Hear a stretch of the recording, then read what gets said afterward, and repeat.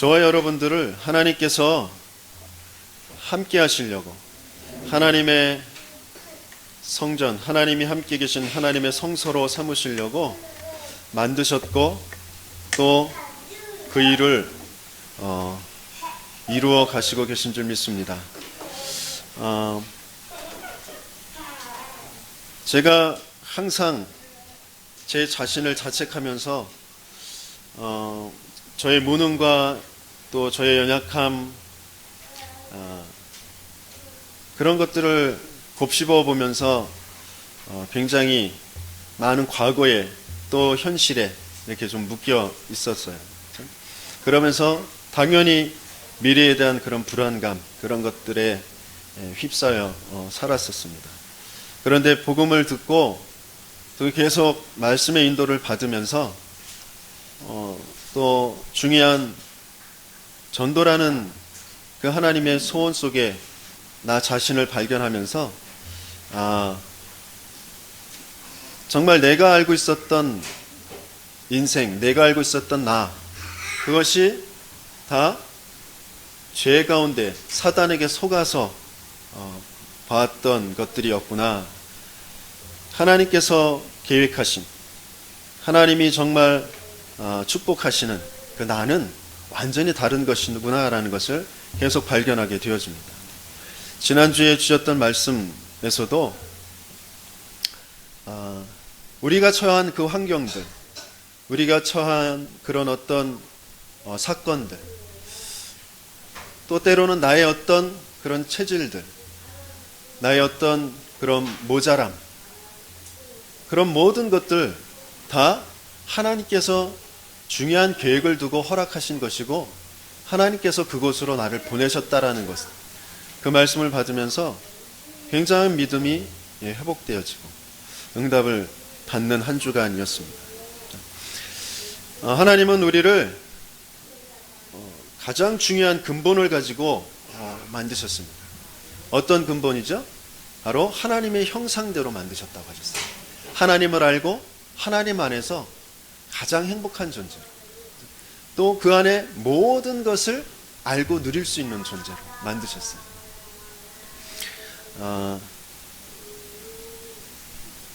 지식, 제가 이제 청소년들 몇 명하고 이렇게 공부를 해보고 그러면서 공부를 왜 하냐? 라고 물어보면 뭐라고 대답하죠? 조금 더 좋은 직장을 얻기 위해서 공부한다고 그래요. 조금 더 솔직한 사람은 엄마한테, 아빠한테 구박받지 않기 위해서. 또 오늘 어떤 랩런트는 엄마가 다른 사람들한테 자랑하게 하기 위해서 공부한다고 그러는데, 공부를 하는 이유는 어떤 면에서는 우리가 하나님을 떠나 있기 때문에 공부를 하는 거죠.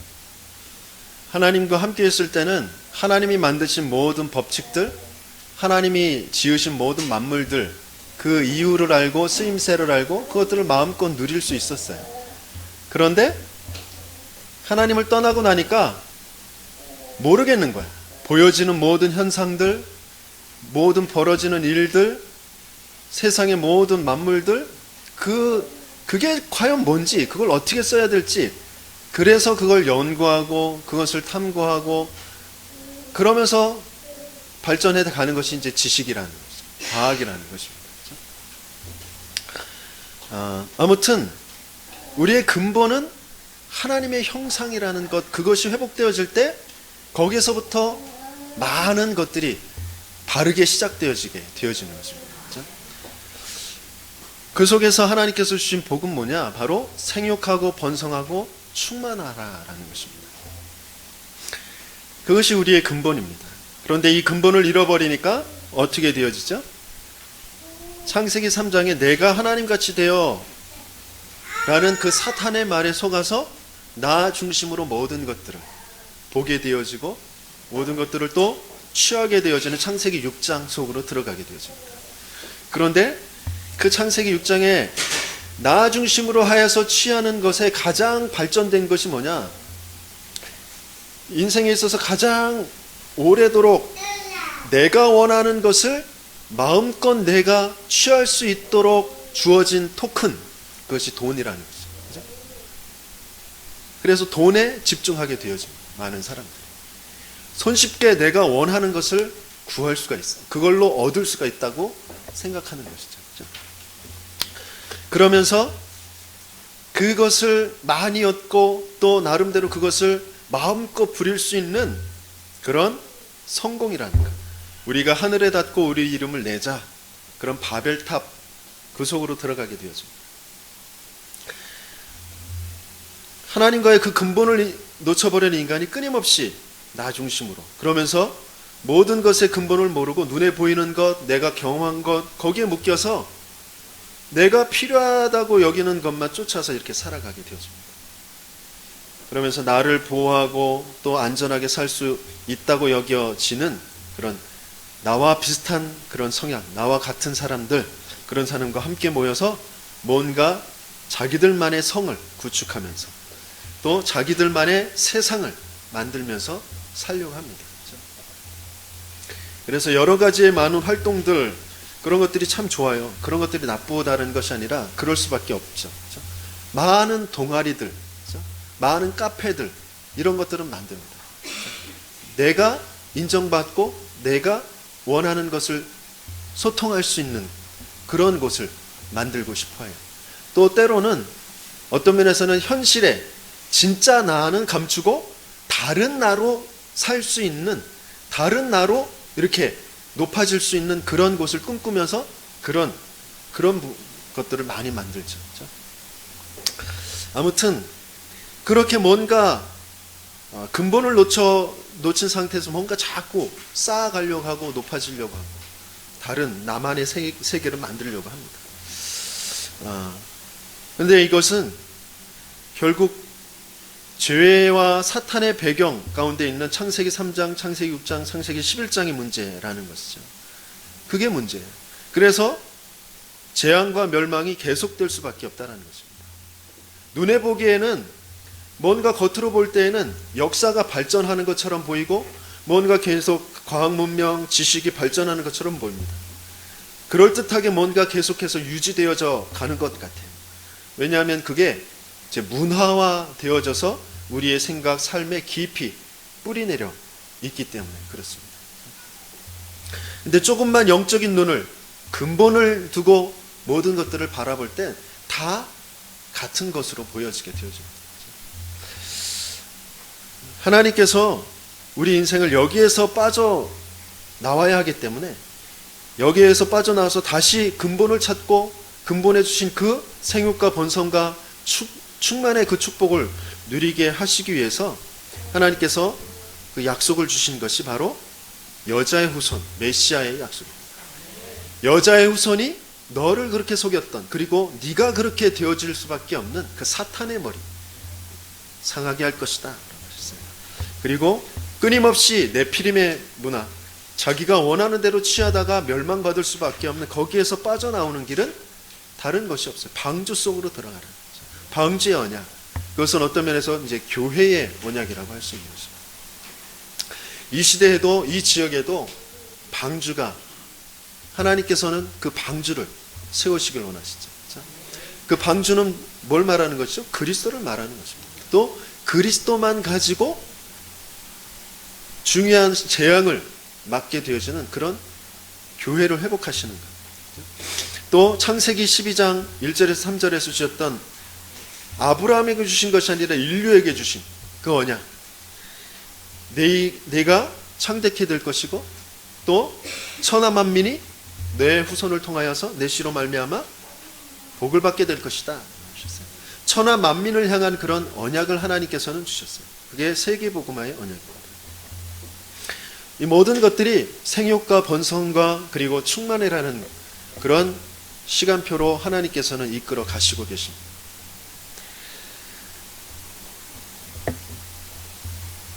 한 개인 아브라함을 택하셔서 이삭과 야곱과 요셉, 그런 그 하나님의 약속을 이루시는 그 과정을 보이셨어요.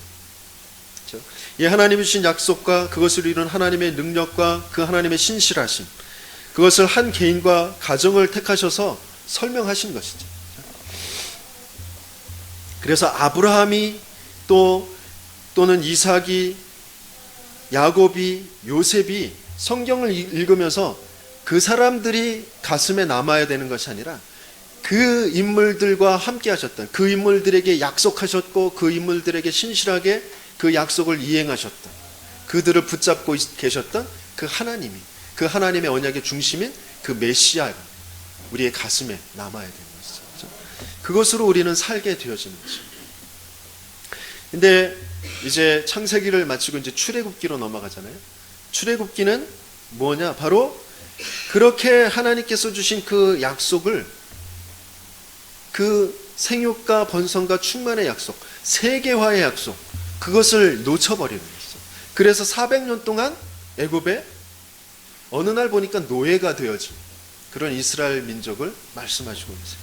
그런데 그 이스라엘 민족 전체를 데리고 이제 아브라함의 그 가정, 그 개인과 가정을 택하셨던 그 하나님은 이스라엘 민족 전체를 가지고 또다시 더 하나님은 세밀하게 그 하나님의 계획과 하나님의 뜻, 하나님의 소원이 무엇인지를 알게 하시고 계십니다. 그것을 설명하시고 계셔요. 그리고 그것을 완벽하게 이루어 가시는 것이 출애굽의 사건이고 광야의 사건이고 가나안 정복의 사건인 것입니다. 그렇죠? 우리는 자꾸 어디에 매이냐면 현실에 자꾸 매입니다. 우리 현실을 보려면 과거부터 저 영원한 미래까지 계획을 두고 계시는, 인도하고 계신 그 하나님을 볼 수 있어야 이 현실을 바로 해석할 수 있게 되는 거죠. 하나님은 그 모든 것들을 지금 하나님의 그 약속하신, 하나님이 복 주시겠다고 하신 그 약속의 그 복이 뭐냐, 생육과 번성과 그 충만이 무엇인지 그것을 인간의 역사 속에 그것을 쫙 펼쳐 보이시는 것입니다. 그것을 알고 누리는 자, 그 자들을 통하여서 하나님은 그 역사를 바꿔가시고 계신다라는 것입니다. 그 축복을 저와 여러분들에게 주신 줄 믿습니다. 그래서 정말 이번 올해 원단에 주셨던 근본, 회복, 도전이라는 것이 똑같은 말씀입니다. 생육과 번성과 충만이라는 것입니다. 그렇죠? 그리스도의 언약과 그리고 교회의 언약과 그러면서 세계화의 언약을 하나님께서는 주신 것입니다. 그것이 정말 나의 언약이구나, 내 인생이구나라는 것으로 받아들일 때에 많은 현실의 어려움들, 그리고 하나님께서 주시는 응답들, 이런 것들을 정말 새롭게 해석하고 새롭게 이해하며 새롭게 받게 되어지는 그 축복을 누리게 될 줄 믿습니다. 모세에게 하나님께서 주신 하나님의 약속, 그것이 출애굽기 3장의 약속이죠. 출애굽에 대한 하나님의 약속입니다. 출애굽기 3장, 이스라엘 백성을 애굽에서 인도하여 내게 하리라 라고 하셨어요. 자, 출애굽기 3장 7절에서 10절, 거기 페이퍼에 기록된 대로 함께 읽어보도록 하겠습니다. 여호와께서 이르시되 내가 애굽에 있는 내 백성의 고통을 분명히 보고 그들이 그들의 감독자로 말미암아 부르짖음을 듣고 그 근심을 알고 내가 내려가서 그들을 애굽인의 손에서 건져내고 그들을 그 땅에서 인도하여 아름답고 광대한 땅, 젖과 꿀이 흐르는 땅, 곧 가나안 족속, 헷 족속, 아모리 족속, 브리스 족속, 히위 족속, 여부스 족속의 지방에 데려가려 하노라. 이제 가라. 이스라엘 자손의 부르짖음이 내게 달하고 애굽 사람이 그들을 괴롭히는 학대도 내가 보았으니 이제 내가 너를 바로에게 보내어 너에게 내 백성 이스라엘 자손을 애굽에서 인도하여 내게 하리라. 자, 이스라엘 백성이 하나님의 약속을 잊어버리고 노예된 그런 상태입니다. 그 노예된 이스라엘 백성을 하나님께서는 그냥 두시지 않고 또 거기에서 해방하게 하시겠다고 하셨어요. 그러면서 모세에게 가라고 하십니다. 그 모세는 또 신약에서 그 모세는 그리스도 예수를 또 예표하고 있는 그런 그림자 모형입니다. 하지만 또 그 예수 그리스도를 예표하는 그 그림자 모형은 오늘날 우리에게 주시는 또 하나님의 명령이며 약속인 것입니다. 그렇죠? 또 중요하게 이스라엘 민족이 애굽의 노예가 된 그 상태는 우리 개인도 마찬가지입니다. 우리 개인도 뭔가 언약을 놓치고 또다시 육신 중심, 나 중심, 성공 중심이라는 것에 노예되어져 있는 것, 그것이 있단 말이에요. 나를 노예로 부리고 있는 것이 있다는 것이에요. 내가 노예되어져 있는 것이 있단 말이에요. 그것이 어떤 사람은 가난일 수도 있고, 그것이 어떤 사람은 장애라는 것일 수도 있고, 그것이 어떤 사람에게는 상처라는 것, 운명이라는 것일 수도 있습니다. 그것에서 빠져나오라는 것입니다. 그렇죠?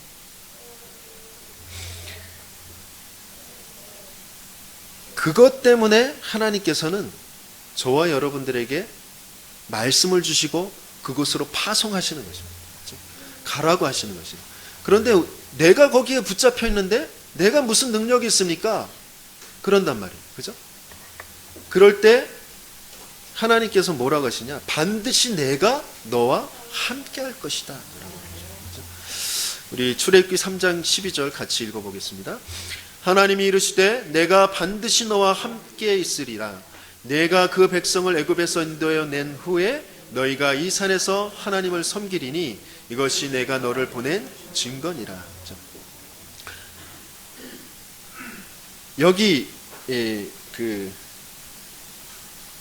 분명히 떠난 그곳에서 다시 그곳에 모여서 하나님께 예배하게 하시겠다고 약속하셨어요. 그렇죠? 이스라엘 민족을 불러내셔서 한 곳에 모여서 그곳에서 하나님을 섬기게 하시겠다고 하셨어요. 하나님께 예배하게 하시겠다고 하셨어요. 그것이 오늘 제목으로 또 오늘 본문 읽었던 그 말씀과 연결되어지는 것입니다. 내가 노예된 곳, 내가 뭔가에 붙잡혀 있는 곳, 그곳에 하나님께서 함께 하시며 말씀을 주셔서 그리스도로 역사해 주셔서 그곳에서 하나님을 알고 하나님을 섬기게 되어지는 그 축복을 누리게 하시겠다는 것이죠.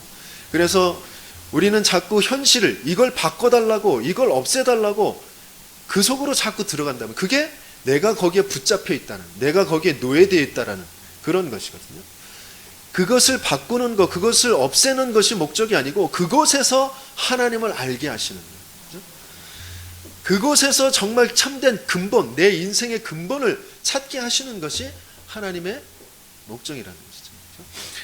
자, 세 번째로 하나님께서 모세에게 주신 약속은 뭐냐면 그것이 쉽지 않다라는 것이에요. 여러 가지 일들이 일어나지만 내가 그 나라를 친 후에야 그가 너희를 보내리라 그랬어요. 출애굽기 3장 19절에서 20절 같이 읽어보겠습니다. 내가 하노니 강한 손으로 치기 전에는 애굽 왕이 너희가 가도록 허락하지 아니하다가 내가 내 손을 들어 애굽 중에 여러 가지 이적으로 그 나라를 친 후에야 그가 너희를 보내리라 그랬어요. 자기들이 옳다고 꽉 붙잡고 있는 문화화되어 있는 것이에요. 그래서 그것은 쉽게 말 한마디로 되어지는 것이 아니란 말이죠. 그렇죠?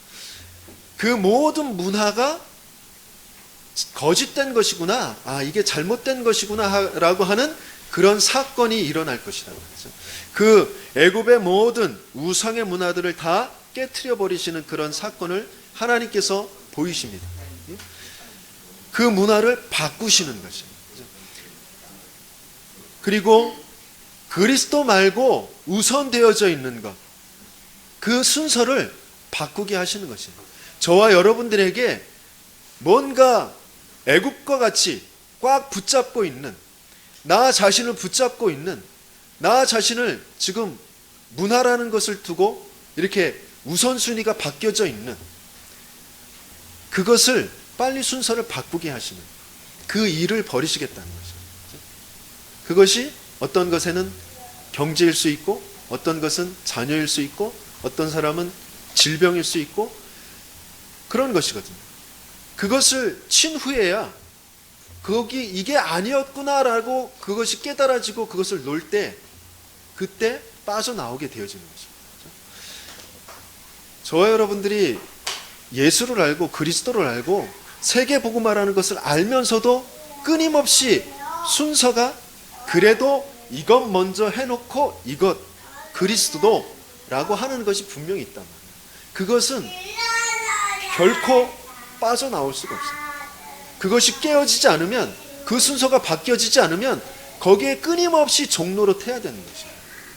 그렇죠? 돈도 있어야 돼요.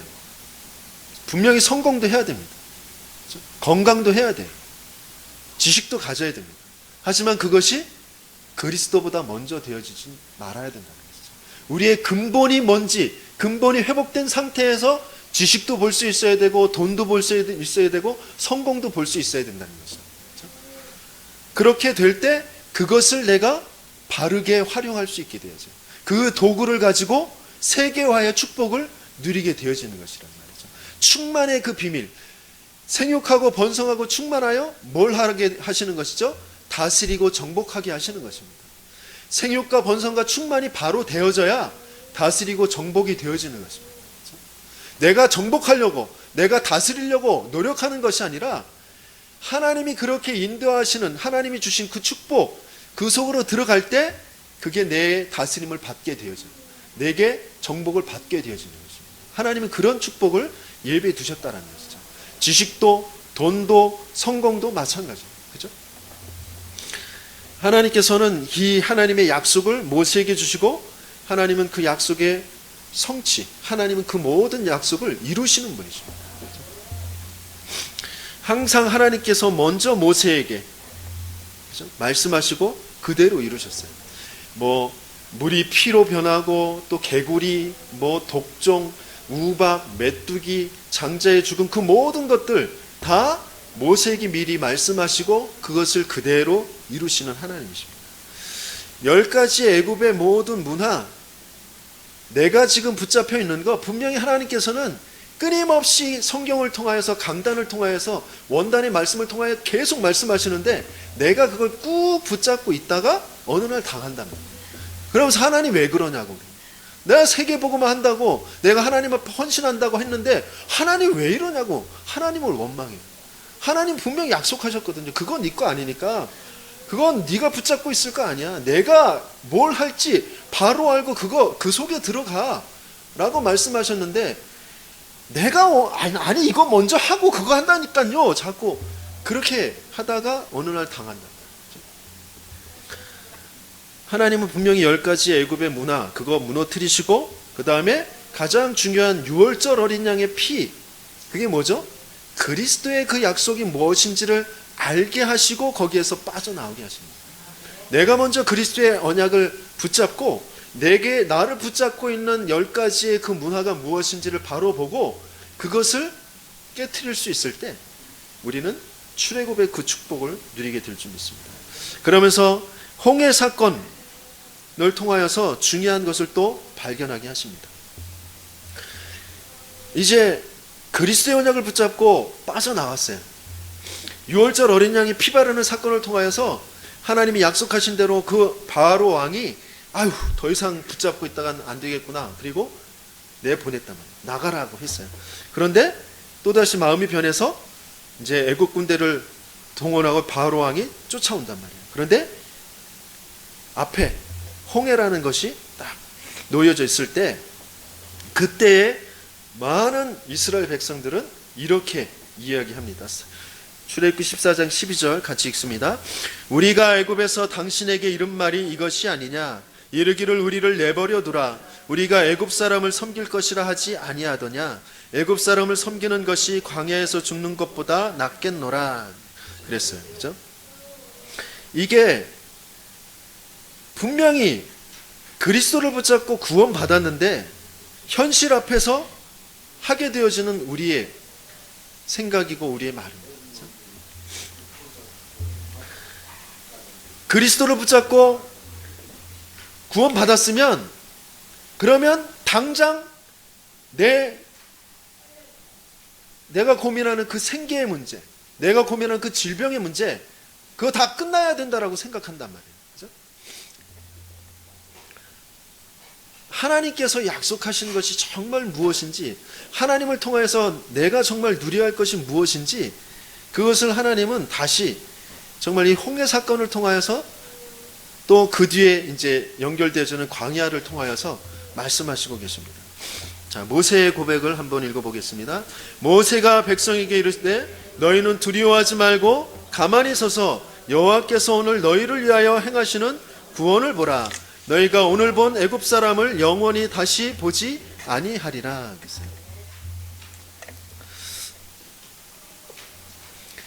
홍해를 통하여서 하나님은 애굽이라는 것을, 애굽 사람을 다 수장시켜 버리십니다. 다시는 보이지 않게 하십니다. 애굽으로 건너가는 길을 완전히 막아버리십니다. 우리 인생은 다시 애굽으로 갈 필요가 없는 사람들, 갈 수도 없는 사람들이죠. 그런데 우리의 생각 속에서, 우리의 마음 속에서 자꾸 속는 것이에요. 뭔가 나 중심, 또 그 물질 중심, 육신 중심, 성공 중심, 그것을 붙잡고 있을 때 뭔가 현실적으로 눈앞에 뭔가 자꾸 보여지는 것이 있기 때문에 그것이 맞다라고 또다시 속고 그것을 자꾸 붙잡으려고 한단 말이에요. 하지만 하나님은 그것이 진짜가 아니다라는 것을 알게 하시기 위해서 홍해에 그걸 다 수장시켜 버리십니다. 또 홍해라는 것은, 그 물이라는 것은 하나님의 말씀, 그렇죠? 그리스도, 성령, 그런 것을 또 설명하고 계신 것입니다. 오늘 본문에 읽었던 모세의 찬송입니다. 그 홍해 사건을 이제 하나님께서 주시고 그것을 이제 바라본 모세와 이스라엘 백성이 이렇게 찬송합니다. 뭐라고 찬송하냐면 주의 오른손이 원수를 부수시나이다 그랬어요. 그렇죠? 나와 원수되어 있는 것, 하나님과 원수되어 있는 것, 그것은 내 속에 있는 것, 나를 끊임없이 노예로 삼고자 하는, 나를 끊임없이, 하나님을 끊임없이 그 노예된 것에 어떤 그 심부름꾼으로 삼게 하는 그 종교의 성, 그런 것들을 하나님은 원수라고 표현하십니다. 또 그것을 뭐라고 하죠? 사탄이라고 이렇게 표현하시죠. 그 원수들을 하나님께서 부수신다라고 하고 있습니다. 그러면서 그 손에서 하나님께서는 우리를 구속하시고 우리를 인도하시는 하나님, 그 하나님을 찬송하고 있습니다. 출애굽기 15장 13절 같이 다시 한번 읽어보겠습니다. 주의 인자하심으로 주께서 구속하신 백성을 인도하시되 주의 힘으로 그들을 주의 거룩한 처소에 들어가게 하시나이다.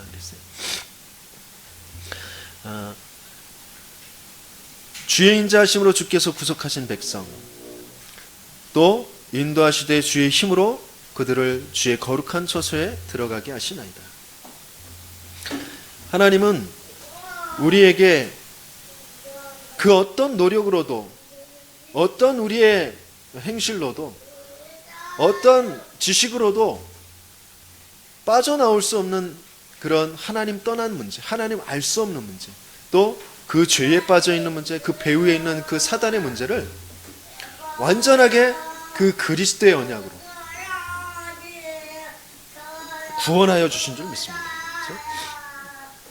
그 하나님께서 그 그리스도의 능력을 가지고 우리를 그 거룩한 처소에, 그 하나님 나라에 들어가게 하신다는 것입니다.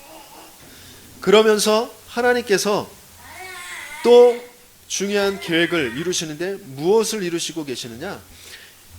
그 사실을 보고 그 소식을 듣고 여러 나라가 떨며 두려움에 잡히게 하신다. 그러면서 그 열방이 내가 하나님인 것을 알게 하실 것이다 라고 약속하셨어요. 그리고 너희는 나의 백성임을 알게 하실 것이다 하셨단 말이죠.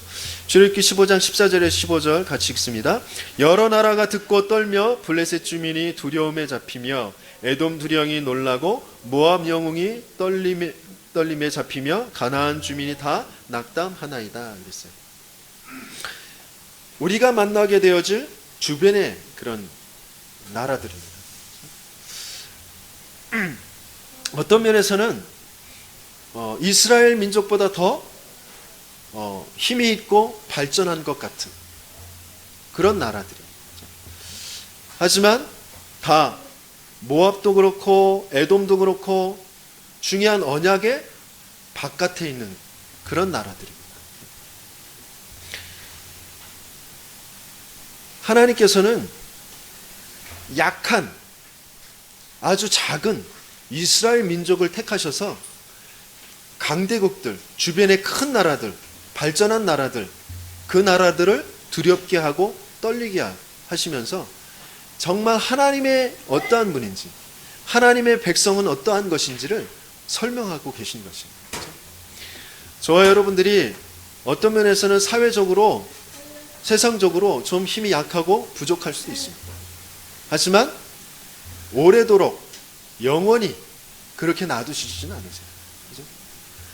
중요한 하나님의 사건을 두고, 하나님의 언약을 두고 하나님께서는 우리가 정말 생육과 번성과 충만의 축복을 누리며 세계를 다스리고 정복하는 그 자리에 앉게 하시길 원하신단 말이죠. 그렇죠?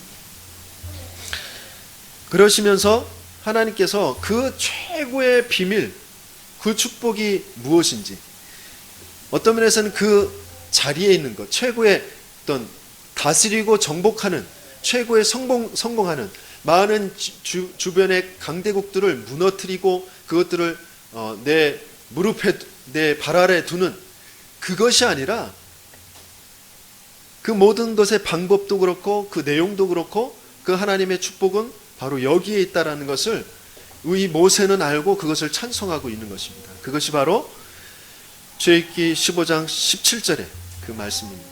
그 고백입니다. 함께 읽어보겠습니다. 주께서 백성을 인도하사 그들을 주의 기업의 산에 심으시리이다.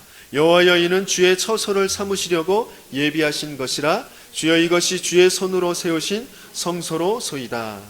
여호와께서 영웅무궁하도록 다스리시도다. 그랬어요. 그렇죠? 우리 인생은 하나님이 임재하시는, 하나님이 함께 하시는, 하나님의 성소가 되어지는 것으로 끝나는 것입니다. 그것으로 충분한 것이고 거기에서 모든 것이 나오는 것입니다. 그렇죠? 그것이 완전한 축복이고 행복인 것입니다. 하나님의 영원무궁하도록 통치를 받는, 다스림을 받는 그 속에 있는 것. 그렇죠? 그때에 그 완전한 통치를 받을 때 완전한 그 정복의 그런 축복을 누리게 되어지는 것입니다. 그래서 광야라는 것을 통하여서 하나님께서는 그것을 다시 회복하게 하시는 것입니다. 홍해를 기점으로 이제 광야를 지나면서 하나님께서는 여러 가지의 많은 것들을 보여주셨어요. 그렇죠? 쓴물이 이제 단물이 되어지게 하시기도 하고, 반석 그 돌 깨뜨려서 거기서 생수가 솟게 하시기도 하고, 만나와 메추라기를 주시기도 하시고, 끊임없이 하나님께서는 이스라엘 백성들을 보호하시고 인도하고 계십니다. 그 속에 광야 생활에서, 이 광야 생활이라는 것은 이제 구원받은 우리들이 살아가는 이제 신앙생활들, 세상과 더불어서 살아가는 그런 인생, 이렇게 표현하시고 계신 것이죠. 거기에서 우리가 찾고 누려야 될 아주 중요한 언약이 이 두 가지가 있습니다. 그것이 첫 번째가 바로 세절기의 그런 약속이에요. 세절기가 무엇이죠? 첫 번째 유월절, 두 번째 맥추절, 지금 오순절, 이제 신약에서 오순절이라고 하죠. 세 번째는 수장절입니다. 유월절은 어린 양의 피 바르고 출애굽한 것, 그것을 말하는 거예요. 곧 구원을 의미하는 것이죠. 그렇죠? 또 맥추절은 광야에서 하나님이 첫 곡식을 거두게 하신 것, 그것을 기념하는 것입니다. 곧 하나님이 그 척박한 땅에서 곡식을 거두게 하셨다. 그리고 그때까지 하나님께서 인도하셨다라는 것, 하나님의 인도와 역사를 의미하는 것입니다. 그러면서 수장절이라는 것은 곡식을 거두어 창고에 저장했다라는 것입니다. 곧 완전한 저 천국의 보장과 배경을 의미하시는 것입니다. 이 절기를 꼭 지키라고 이렇게 말씀하셨어요. 그것은 구원받은 구원과 함께 모든 과거가 이미 끝났다라는 것이에요. 또 완전한 미래가 보장되어 있다라는 것입니다. 그런데 우리는 끊임없이 과거에 붙잡힐 때도 있고 또 미래에 대한 두려움을 갖게 될 때도 있습니다. 정말 이 세절기에 중요한 언약을 회복하셔야 돼요. 그래서 이제 남은 것은 무엇이죠? 과거도 끝났고 미래도 보장되어 있다. 오늘 어떻게 하나님의 능력을 힘입고 하나님의 세밀한 인도를 어떻게 받느냐, 여기에 모든 응답이 다 있다는 것입니다. 그리고 또 광야에서 마지막 출애굽기의 마지막 장에 성막을 봉헌하는 것으로 출애굽기의 마지막을 이렇게 기록하고 있습니다. 그만큼 성막이라는 것은 중요한 의미를 가지고 있는 것이죠. 그래서 하나님께서 그렇게 기록하게 하신 것입니다. 당연히 이 성막은 그리스도를 통해 하나님이 임재하시는 것을 뜻하는 것입니다. 이스라엘 백성은 하나님께서 이 성막 중심으로 함께 하시고 성막 중심으로 또 보호하시고 성막 중심으로 인도하시는 것을 계속해서 나타내 보이시고 계십니다. 그것이 광야 생활에서 우리가 찾고 누려야 될 중요한 언약입니다. 세절기와 마찬가지로 성막 중심으로 하나님께서 인도하셨는데, 그렇다면 하나님은 무엇으로 우리와 함께 하시고 무엇으로 우리를 보호하시고 무엇으로 인도하시나? 그 출애굽기에서 나타난 그 성막에 나타난 그 하나님의 함께 하심과 보호와 인도하심은 무엇으로 되어 있냐면, 출애굽기 40장 36절에 38절 우리 함께 읽어보도록 하겠습니다. 구름이 성막 위에서 떠오를 때에는 이스라엘 자손이 그 모든 행진하는 길에 앞으로 나아갔고, 구름이 떠오르지 않을 때에는 떠오르는 날까지 나아가지 아니하였으며, 낮에는 여호와의 구름이 성막 위에 있고 밤에는 불이 그 구름 가운데 있음을 이스라엘의 온 족속이 그 모든 행진하는 길에서 그들의 눈으로 보았더라 그랬어요. 자, 하나님은 성막을 중심으로 이스라엘 자손을 무엇을 주셔서 인도하시고 보호하셨습니까? 바로 구름과 불이라는 그 신호를 주셨어요. 그 구름 기둥, 불 기둥으로 앞서가셨다 이렇게 표현하셨잖아요. 홍해 사건에서도 마찬가지고, 그 구름 기둥, 불 기둥은 두 개가 아니라 한 개입니다. 한 개. 구름, 낮에는 그 구름만 보였고 밤에는 그 구름 속에 불이 있는 것이 보였다는 것이에요. 그것을 두고 어떤 성경학자들은 그 낮 빛이 있을 때는 구름으로, 또 빛이 없을 때는 그 불로 보여주셨다. 그래서 빛 대신 그 그리스도, 그 구름이라고 표현하고, 그 빛 대신 그리스도가 이제 승천하셔서 안 보이실 때는 말씀의 불, 성령의 불로 하신 것이다, 이렇게 해석하는 분들도 계십니다. 아무튼 하나님께서, 하나님이 눈에 보이면 다 죽어야 돼요. 우리는 인간은 하나님을 눈으로 볼 수 없어요. 그런 인간에게 하나님께서 눈에 보이게 하나님의 임재하심과 하나님이 보호하시고 하나님이 인도하시는 것을 나타내 보이신 것, 그것이 바로 구름이고 불이다라는 것이죠. 그것이 바로 그리스도를 예표하는 것이죠. 또 그 그리스도 속에 있는, 그리스도 가운데 있는 말씀을 예표하고 있는 것이다라는 것입니다. 어제 잠깐 그것이 알고 싶다라는 것을 좀 앞에 살짝 이렇게 봤는데, 가정의 모든 것들을 막 이제 그 재산도 다 정리하고 하던 일도 다 멈추고, 그리고 태국으로 갑자기 피신 간 사람들 이야기. 왜 그런가? 무슨 일 때문에 그러나? 그랬더니 한국에 전쟁이 난다고. 근데 왜 한국에 전쟁이 난다고 믿느냐? 그랬더니 어떤 여자 전도사인지 뭔지 모르겠는데, 아무튼 그 사람의 예언 때문에, 그 예언을, 그 메시지를 계속 듣다 보니까 그게 정말 사실인 것 같고 믿어지고 그럴듯하게 들려지고, 그러면서 또 어떤 거기에 또 그 태국에 가 있는 어떤 선교사라고 하는 사람은 그 전도사의 메시지를 들을 때 굉장히 맑고 순수한 어린 사람의 그런 메시지, 그런 음성이 들렸다 그러면서 그렇게 이렇게 표현하던데, 그래서 그냥 더 이상 듣지 않고 그만뒀는데, 뭔가 다른 것, 그죠? 그리스도가 아닌, 그리스도 속에서 나온, 그리스도 가운데 있는, 그리스도 중심에 있는 그 말씀이 아닌 다른 것에 자꾸 사람들은 현혹되어진단 말이죠. 사탄은 끊임없이 말씀이라는 것을 잘못 알도록, 교회라는 것을 잘못 알도록 그렇게 자꾸 흐트러 놓는단 말이죠. 그렇죠? 거짓 선지자들이 나타날 것이라고 분명히 말씀하셨어요. 말씀을 잘 푼다고 하면서 엉뚱한 것으로 자꾸 이끌어 간단 말이에요. 왜? 그리스도 그 속에 있는 말씀이 아니기 때문에. 저와 여러분들을 하나님께서 그리스도 그 중심으로, 그리고 그 그리스도 속에 나오는 그 말씀을 가지고 하나님께서 인도하고 계시다라는 것이죠. 그 자체만으로 저와 여러분들은 엄청난 축복 가운데 있다는 것입니다. 그렇죠? 많은 사람들이 지금 그리스도를 알지 못하고 그 참된 말씀을 알지 못하고 지금 방황하고 있습니다. 오늘 그리스도와 그 속에 있는 말씀을 붙잡고 또 찾고 따르는 것, 그것이 하나님이 나와 함께 하시고 하나님이 나를 보호하시고 나를 인도하시는 그 축복 속으로 들어가는 것입니다. 그렇죠?